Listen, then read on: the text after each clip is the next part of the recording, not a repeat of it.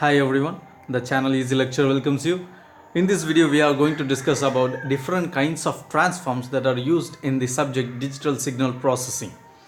So why these transforms are used, what are the impacts produced by these transforms in signals, are those things we are going to discuss. So here, upon watching this video, the perception about the subject digital signal processing may get changed. Instead of viewing the subject as degree stopping paper, it may be viewed as degree scoring paper, because we are using these transforms, we are applying mathematical formula to we are applying mathematical formula of these transforms to signal, and we are getting the output, but we do not know why we go for these kinds of transforms, why we study these transforms, why we apply these transforms to the signals. We are not aware of that thing.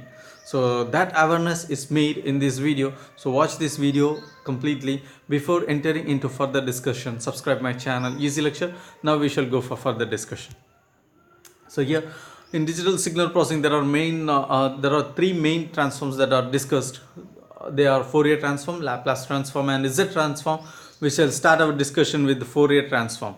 So Fourier transform. So what is Fourier transform? So why do we go for Fourier transform? Fourier transform is used to transfer a signal from time domain, so time domain signal, into a frequency domain signal.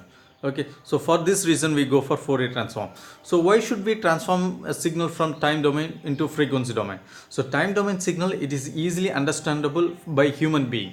Okay, but frequency domain, it is not easily understood by human being, whereas it can be accessed. The information present, if the signal is in frequency domain, is easily accessed by machines or computers. Okay, using MATLAB is one of the tools. Okay, so here, why should we transfer a time domain signal into frequency domain signal? In time domain signal, the information present in the signal cannot be accessed very easily, and the detailed information cannot be accessed. Whereas if the signal is present in frequency domain, the detailed information present in the signal can be accessed very easily. So why should we access the signal access the details present in the signal very easily? The reason is, the signals are meant to transfer from one place to another, from sender to receiver. So while they are transferred in a particular frequency in a bandwidth. Okay, so bandwidth is a roadway, it is a road in which the vehicle signal is getting transferred. So bandwidth is the road, and the signal is the vehicle which is transferred in that road, which is traveling in that road. Okay, so here the bandwidth should be efficiently used, because other vehicles are also there traveling. Okay, so the bandwidth should be efficiently used. For that, what do? We need to make the size of our vehicle smaller. That means we are going to compress the signal. Okay, for example, in WhatsApp we are transferring the photos. So while we click on the photos using our camera, the size is somewhat, and while we transfer in WhatsApp, and when we look at the size of the same image that we clicked on the photo in WhatsApp, the size is different, the size is lesser. So what happens here? So here the image is getting compressed and it is transmitted, so that the bandwidth is efficiently used.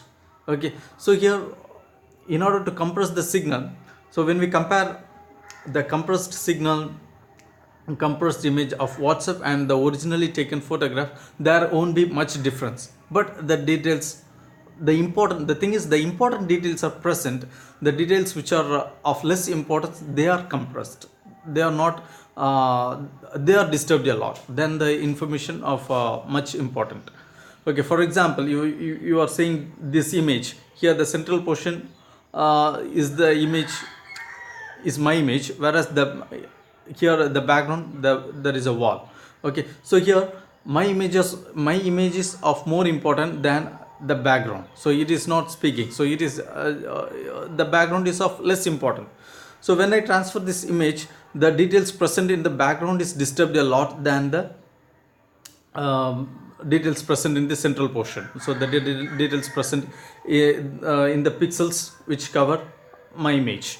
Okay, so in this manner, so when the details present in the background is disturbed a lot, and in this manner if the compression is done, then the details, the information viewed by the receiver is easily understandable, and it is not disturbed a lot, and it is of a desired value, because the human eye cannot differentiate small differences between the original image and between the compressed image. But if the disturbance is done a lot to in the compressed image with the important details, then the difference can be easily viewed, and it may be a disturbance to the viewer, to the receiver.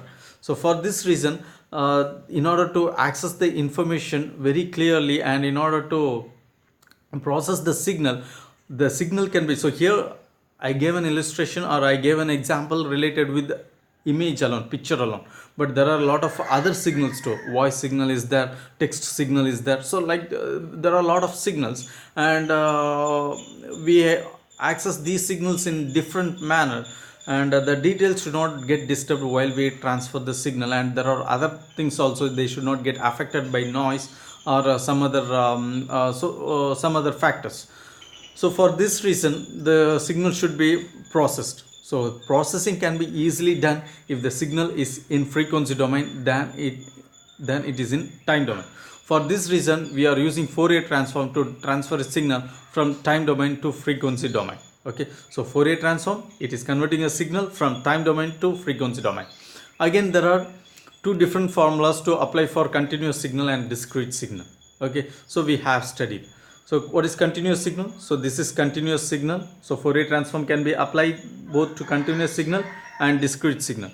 So continuous signal, this is continuous signal. The amplitude is continuous with respect to time. Okay, and here this is discrete signal. Here the signal is discrete in nature. Along time, the amplitude is continuous, but the time it is discrete in nature. So we apply two different formulae for continuous signal and discrete signal respectively. So we usually call Fourier transform as the Fourier transform that is applied to continuous signal. Then how do we call the Fourier transform that is applied to discrete signal? So discrete signal, it is a sampled version of continuous signal, and continuous signal, we convert continuous signal or analog signal into digital signal using sampling, quantization and encoding. And when we do sampling to an analog signal, we get discrete signal. Okay, so that is this, right? So how do we call the Fourier transform we apply to the discrete signal? We call it as discrete time Fourier transform, DTFT. So that is how we call the Fourier transform we apply to discrete signal, DTFT, discrete time Fourier transform. Then what is that DFT and FFT? So DFT, discrete Fourier transform, and FFT, fast Fourier transform.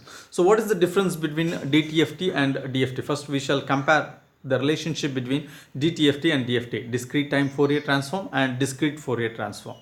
So here discrete time Fourier transform, it is used to convert a signal which is in time domain into frequency domain. That too, for it is applied to discrete signal.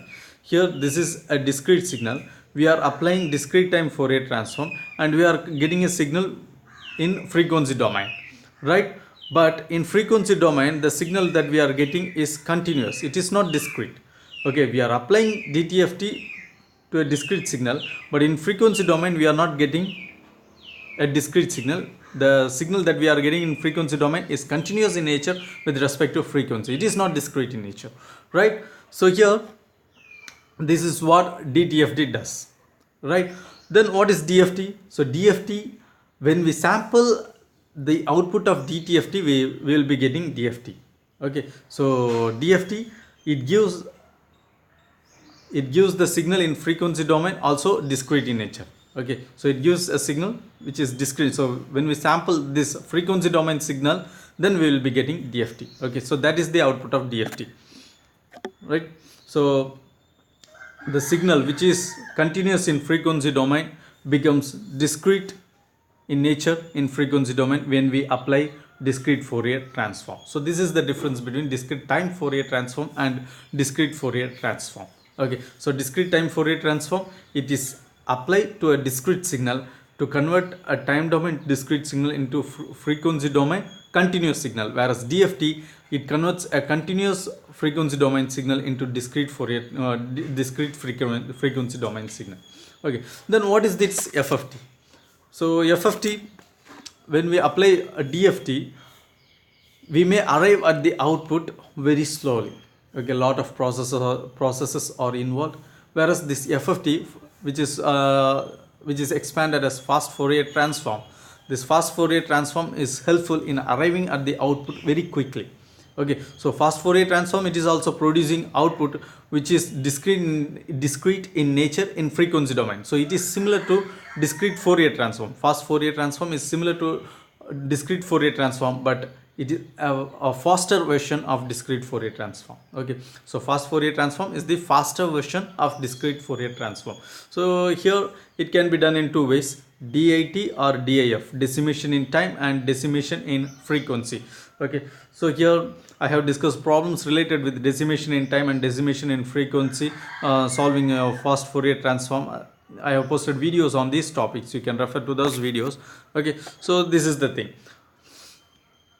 Right, so Fourier transform, it converts a time domain signal into a frequency domain signal. Fourier transform can be applied either to continuous signal or discrete signal. If we apply Fourier transform to a continuous signal, we call it as a Fourier transform. When we apply Fourier transform to a discrete signal, we call it as discrete time Fourier transform. When we apply discrete time Fourier transform to a time domain signal, time domain discrete signal, it produces an output in frequency domain, but the output in frequency domain is continuous in nature. When we apply discrete Fourier transform to a discrete signal, it converts a time domain discrete signal into frequency domain discrete signal. Okay, it does not produce frequency domain continuous signal, it produces discrete Fourier transform, produces frequency domain discrete signal. And this fast Fourier transform, it is a faster version of discrete Fourier transform, and it is useful to arrive at the output. It is useful to produce discrete frequency domain signal very quickly than discrete Fourier transform. So that is the use of fast Fourier transform. So these are the various types of Fourier transform. So here what do we do? Where do we apply this Fourier transform? We apply all this transform only in the transmitter, whereas in the receiver side we apply inverse transform. So direct transform is also important, and inverse transform is also of same importance. Right, for example, when I talk over the phone, the speech signal is converted into electrical signal. The electrical through microphone. The microphone is used to convert my speech signal, the voice signal, into electrical signal, and the electrical signal is continuous in nature. It is in analog form. Okay, but the signal has to be transmitted in wireless medium. Only then it can cover larger area. If it is transmitted in wired medium, it cannot cover a larger area. Okay, so it has to be converted into it has to be transmitted into wireless medium. This analog signal, the electrical signal, cannot be transferred in wireless medium. Okay, so here in order to transfer this analog signal in wireless medium, we need to convert this analog signal into digital signal, and that can be done using analog to digital converter, ADC. So in analog to digital conversion, there are three processes involved: sampling, quantization, and encoding. Okay, so upon doing these processes, an analog signal can be converted into digital form, zeros and ones, and zeros and ones can be easily transferred in wireless medium. Okay, and we have to do further things, like we need to compress the signal, we need to protect the signal from external disturbances. So we need to protect the major details of highly informative present in the signal. Okay, so for this we are going for this kind of transforms. We need to transform the signal from time domain into frequency domain in the center, and then we transmit. We do all the processes, and then we transmit. In the receiver side, again we need to perform inverse transform and then digital to analog conversion. Only then it can be the digital to after doing digital to analog conversion, the analog signal which comes as the final output is given to loudspeaker, so that the receiver may hear very clearly through the phone what I speak. Okay, so this is the thing that is happening in mobile phone. A small illustration to understand these transforms. Right, now let us proceed to Laplace transform. So what is Laplace transform? Laplace transform, it also converts a time domain signal into frequency domain signal, but the difference between Fourier transform and Laplace transform is, in Fourier transform the frequency domain, it is constituted by by real values, whereas here in Laplace transform it will be having complex values.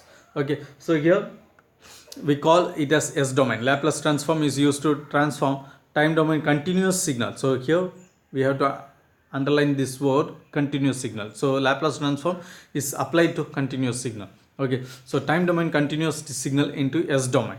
So what is S domain? So x of t, when we apply extra x of t, so which is a continuous signal in time domain, when we apply Laplace transform to this, it is converted into x domain, S domain, x of s. So s is equal to sigma plus j omega.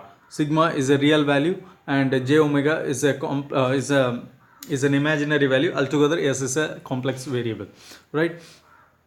So ultimately x of t, when we apply Laplace transform to x of t, the signal is converted into x of sigma plus j omega, and when we apply Fourier transform to x of t, we get x of j omega. So from these two circles we can understand the relationship between Fourier transform and Laplace transform. In Laplace transform, if the real value sigma is 0, then Laplace transform and Fourier transform both are one and same, right? So this is the relationship between Laplace transform and Fourier transform. In Fourier transform, we are transferring x of t into x of j omega, whereas in Laplace transform we are transferring x of t into x of sigma plus j omega. And if sigma is 0, Laplace transform and Fourier transform, they indicate the same thing. Okay, and here this is S domain.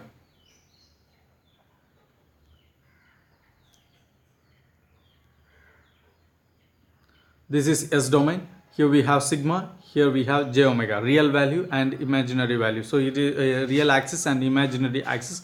So this is S domain, or otherwise called as S plane. Okay, so this is how we use Laplace transform. So Laplace transform and Laplace transform is otherwise called as generalized form of Fourier transform. So Laplace transform is generalized form of Fourier transform. Okay, so this is the thing, Laplace transform and Fourier transform, they are related to each other in this way. Now let us speak about Z transform. So Z transform, whatever Laplace transform does to a continuous signal, the same thing Z transform does to a discrete signal. Okay, so Z transform, it is used to convert a time domain discrete signal into frequency domain, and the frequency domain is of complex value. That means it is converting a time domain discrete signal into Z domain. There Laplace transform was converting a time domain continuous signal into S domain. Here Z transform is converting time domain discrete signal into Z domain. Okay, so here this is Z plane or Z domain. Okay, along x-axis we have real part of Z, along y-axis we have imaginary part of Z. Okay, real axis and imaginary axis. Okay, so when we apply Z transform to a discrete signal, time domain discrete signal x of n, we will be getting the output as x of Z. Okay, what is Z? Z is equal to r into e power j omega.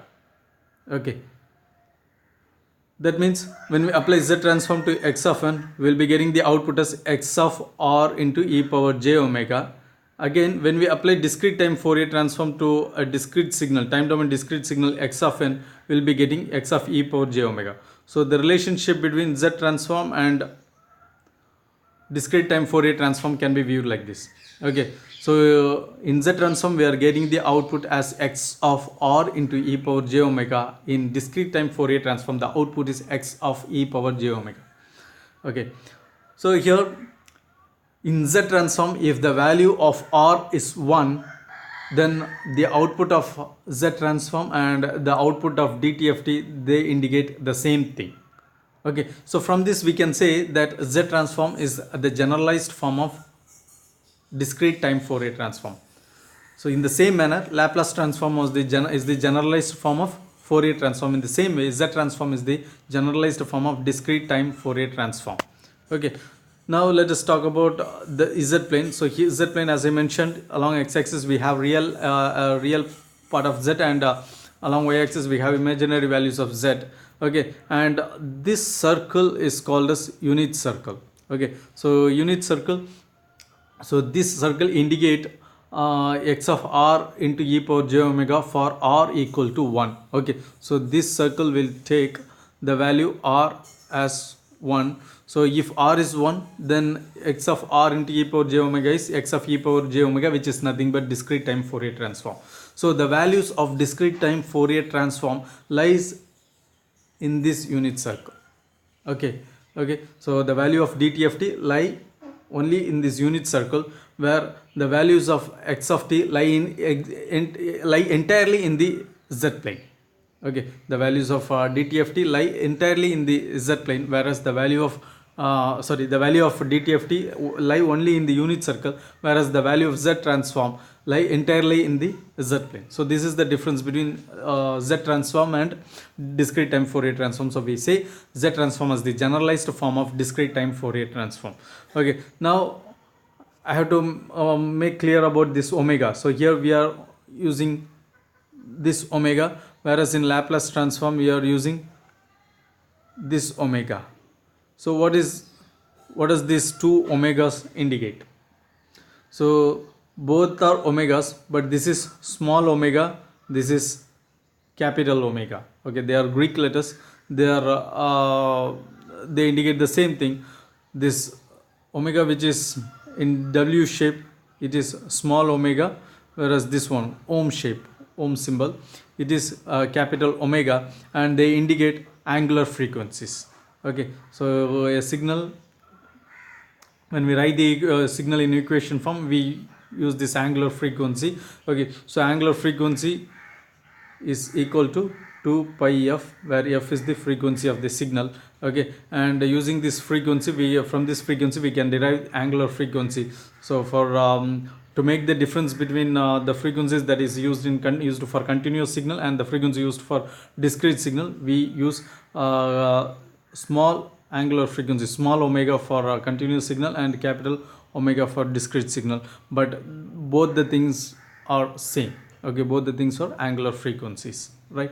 So with this, I hope you have understood the purpose of using different types of transforms in digital signal processing. So I don't say that this is entirely digital signal processing, okay, but the ideas that are the ideas about the different kinds of transforms that are used in digital signal processing may be very much clarified using this video. I hope that.